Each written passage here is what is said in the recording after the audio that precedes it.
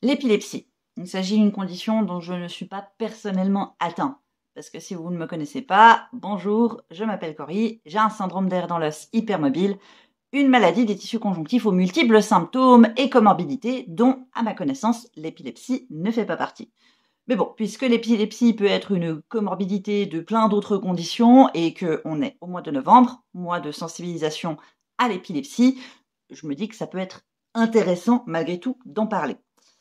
L'épilepsie, on l'a souvent vu dans les films, dans l'imaginaire collectif, c'est quelque chose d'assez impressionnant où il y a pas mal de secousses quand la personne fait une crise, mais c'est une condition neurologique un peu plus complexe que ça. Il s'agit d'un dysfonctionnement passager du cerveau où les neurones produisent soudainement une décharge électrique anormale dans certaines zones cérébrales.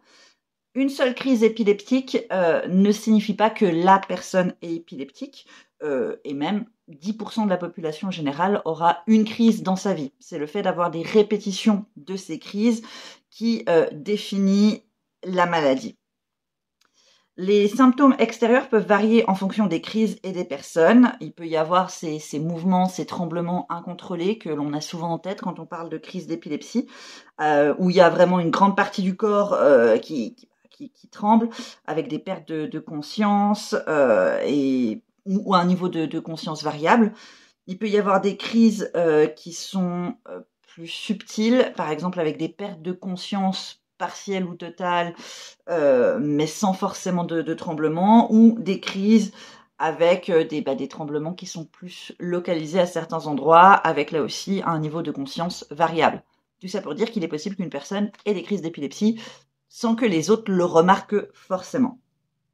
Et les crises d'épilepsie peuvent être la cause de plein d'autres symptômes, comme des douleurs, des blessures, des chutes, mais aussi de la dysautonomie, des incontinences, des hallucinations sensorielles, des troubles du système nerveux végétatif, la tachycardie, l'hypotension, tout ci, tout ça. Donc ça peut vraiment avoir un gros impact sur la vie de la personne.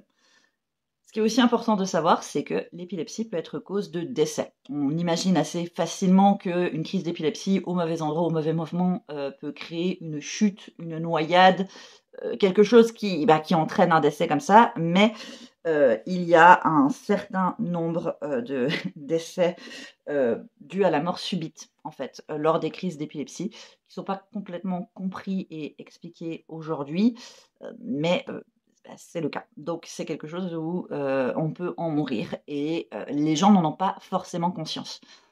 En général, souvent, l'épilepsie est une condition, quand on l'a dans l'enfance, qui disparaît en grandissant, mais pas toujours, et il existe des adultes épileptiques aussi.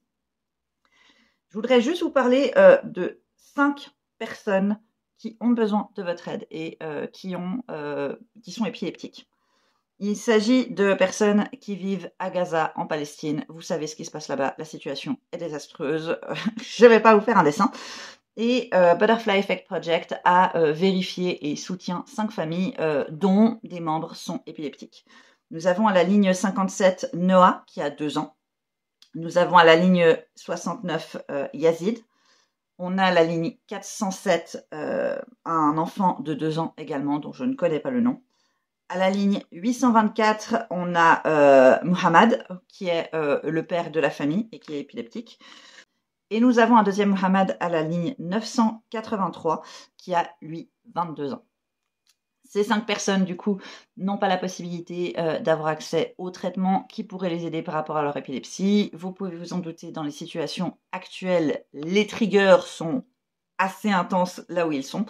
Et ces familles pourraient bénéficier de votre aide. Vous pouvez les retrouver dans la liste Verified Campaign de Butterfly Effect Project avec les numéros associés et sur YouTube, j'essaierai de mettre les liens si vous avez la possibilité de les aider. Sur TikTok, s'ils sont sur TikTok, je taguerai leur compte.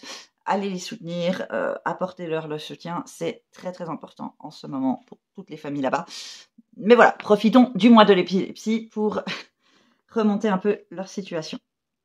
Sur ce, moi je vais retourner me coucher, comme vous pouvez vous en douter avec la casquette, grosse migraine. Je vous souhaite plein de cuillères et je vous dis à la prochaine. Bye!